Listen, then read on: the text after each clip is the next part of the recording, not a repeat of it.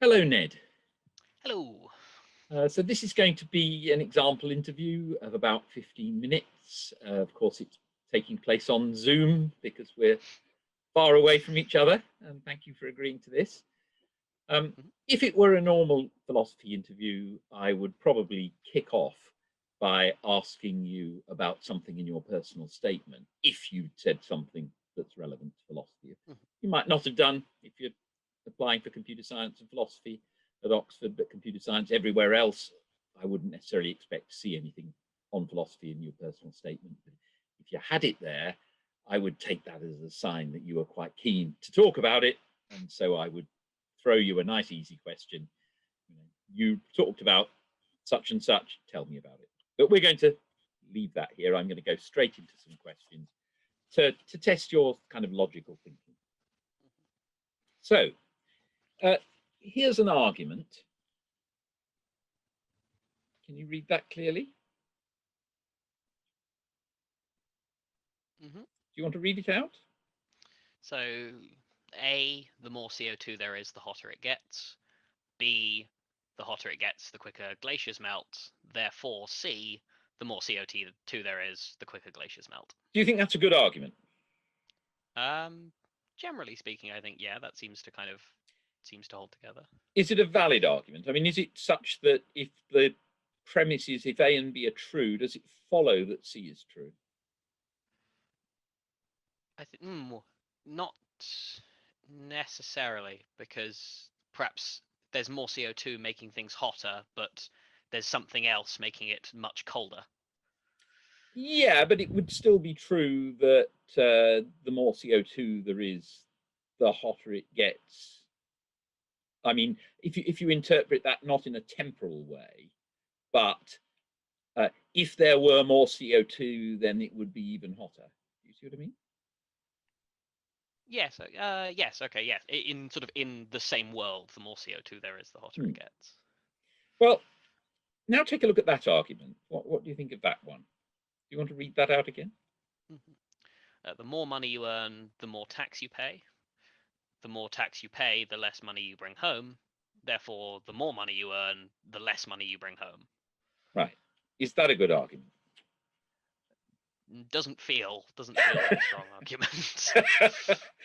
Okay, so we've got an interesting case of two arguments that look as though they're kind of structurally the same. Mm. But in one case, the argument looks very plausible, maybe even valid. In the other case, the argument looks rather dodgy. Um, why do you think that is, or can you explain what's wrong with the second argument? I think I think in the second argument, part of the problem is that there's a more and a less. In the first argument, it's more implies more implies more. It's kind of all greater than or equal to symbols, effectively. In the second argument, we've got one more becomes more and one more becomes less, and so we have a weird system of those two stacking up. I think. Okay, that's interesting. Yeah, yeah. I imagine that potentially, if you have kind of, I don't know, a banded tax system, if it was just applied to your whole income, then potentially earning £1 more every year but going into a higher income bracket might actually result in you bringing less money home. Yeah, that's a fair point. But let's suppose we're just talking about a standard tax system where the tax you pay is simply a proportion of the amount Mm. you earn. Then that argument, I mean, the premises of that argument are going to be true, are they? But the conclusion false. I think so, because the more tax you pay, it does result in you bringing less money home compared to the total amount. It's So there's a puzzle there, isn't there? There is. mm, It looks like there's something wrong with the argument. yes, sort of it seems like it's just combining the two, but it's losing something. Well, can you think what it's losing? I think the second proposition kind of is saying the less money you bring home compared to if there was no tax, whereas so sort of the more money you earn, the less money you bring home isn't quite true. It's it should be, Q would be better expressed as the more tax you pay, the more money you lose into tax, because that would mean then that the R would become the more money you earn, the more money you lose to tax, which would be true. Right. Okay. Yeah, good. So there's something to do with a confusion about what's held constant. Yes. Right. Yeah. I mean, if you hold constant the total amount and you lose more to tax, then obviously you're bringing less home. But that's consistent with it actually being more that you are earning, and therefore a larger amount actually that you get to bring home. Good. We're going to look now at some arguments where there are some ambiguities or other problems, and the first one of these may look a little bit similar to what we've already seen. So what do you think about that first argument? A ham sandwich is better than nothing. Nothing is better than eternal life. Therefore, a ham sandwich is better than eternal life. I'm somewhat inclined to agree. So good. What's wrong with that argument? There's nothing is referring to two things, I think. Sort of a ham sandwich is better than nothing is a ham sandwich is better than not receiving anything. Yeah. But nothing is better than eternal life. There is no thing which is better than eternal life. Good. What about B? Tom Cruise is a star. Stars are mainly composed of hydrogen. Therefore, Tom Cruise is mainly composed of hydrogen. Yeah, again, kind of a meaning ambiguity. There's star in terms of celestial objects and star in terms of movie star. Right. Okay. Is there an interpretation under which this would make a valid argument? And again, by valid argument, what I mean is if the two premises are true, then the conclusion would have to be true, even if the premises are completely implausible.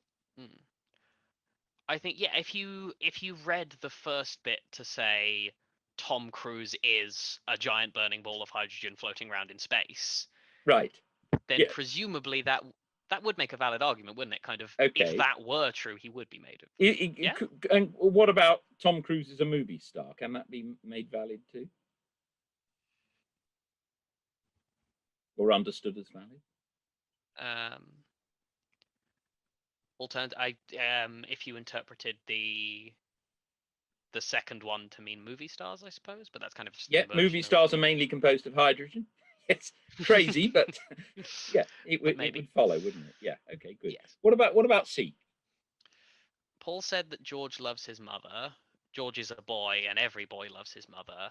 Therefore, what Paul said was true. And again, we're assuming that the two premises are true here. Does the conclusion follow?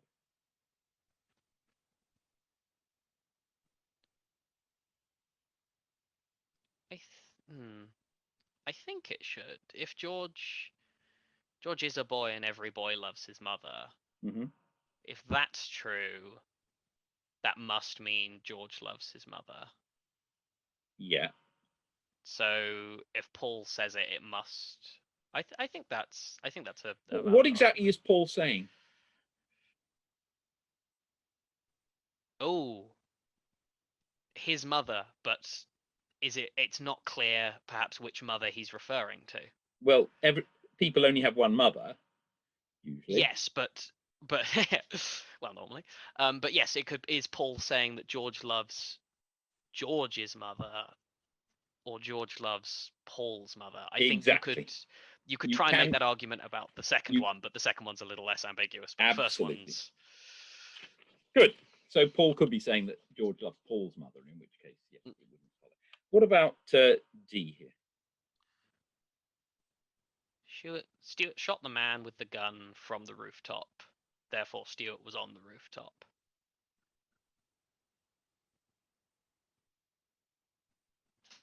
I think if you can say you shoot someone from a place, kind of.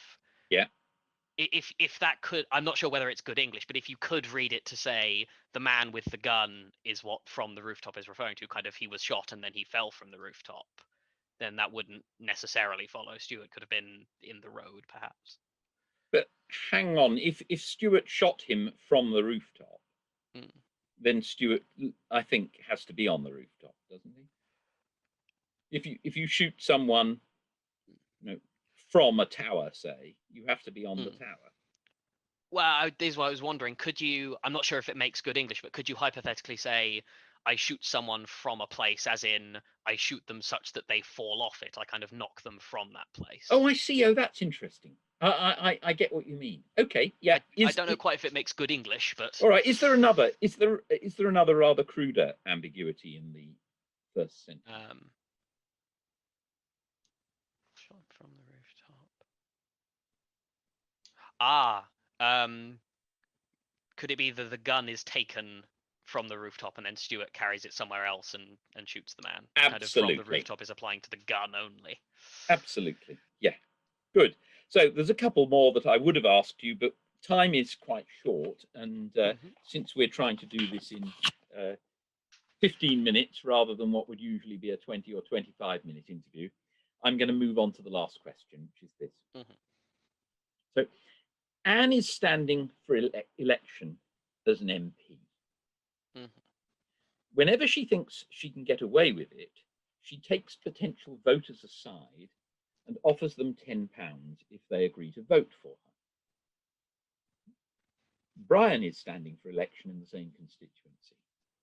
He is promising free bus passes for students if he's elected.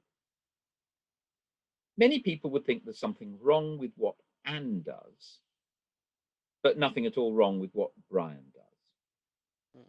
Is that what you think? Do you agree with that? And if so, what's the relevant difference between the two cases? I think in Anne's case, the reason we criticize it is because it seems shady, sort of because we don't know it's happening as a general population. The people who are offered the money know it's happening, but she's doing it privately, she's doing it secretly. Whereas in Brian's case, everyone knows that students will get free bus passes. Okay, so what if Anne put an advertisement in the local paper and said, anyone who votes for me, let me know, I'll give you 10 quid. That would be okay, would it? It would certainly be more okay. Well, I think to some degree, not necessarily okay completely, because well, she's bribing people, but then so is Brian with free bus passes. Yeah, I mean, leaving aside the law, I mean, the law I think would say that you can't do what Anne would then be doing, but leave the legal issue aside. Is there something morally worse about the bribing of voters by giving them £10 to vote, as opposed to what you might call the bribing of voters by promising free bus passes? I think, well, you could maybe argue that the bus passes will benefit everyone, but then Anne could always just say, well, if I win, I'll give everyone £10 or something. And oh, now that's an interesting point, isn't it? I mean, if Anne was to say, if I win, I will, give £1 million to the constituency or something, that might be considered fine. That kind of seems, yeah. I think the kind of the qualms that I'm having are mostly due to the fact that you have, mostly due to the fact that in Brian's case, it's being sent to everyone. Everyone gets to benefit. Well, hang on, only students are benefiting. Yeah. Yes. I don't know. In Anne's case, it's on the one hand it's selective because you have to vote for her, but on the other hand, anyone can access it. It's something kind of instinctive is saying, she shouldn't be doing that. It's not right. But I don't know exactly what difference I can pin down that makes her different from Brian. I mean, might it be due to something to do with the point of a democratic election and to do with establishment of policy?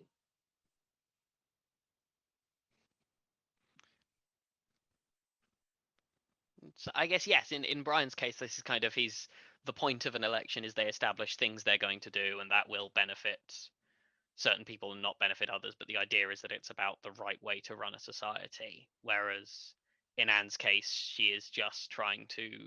It feels like she's trying to kind of sway the result by just paying people to do what she says, but then she hasn't made any policy declarations, or she hasn't said this is why I want to do this. Yeah, exactly. It's quite a tricky one, actually. I mean, the various explanations can be given, but we're out of time. Thank you very much, Ned.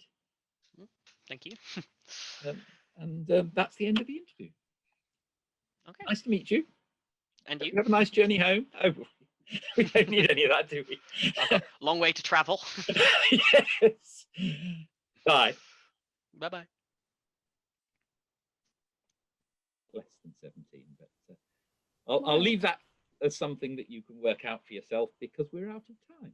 Oh, perfect. In a real interview, of course, it would be roughly twice as long as this, and we'd be able to go through another question.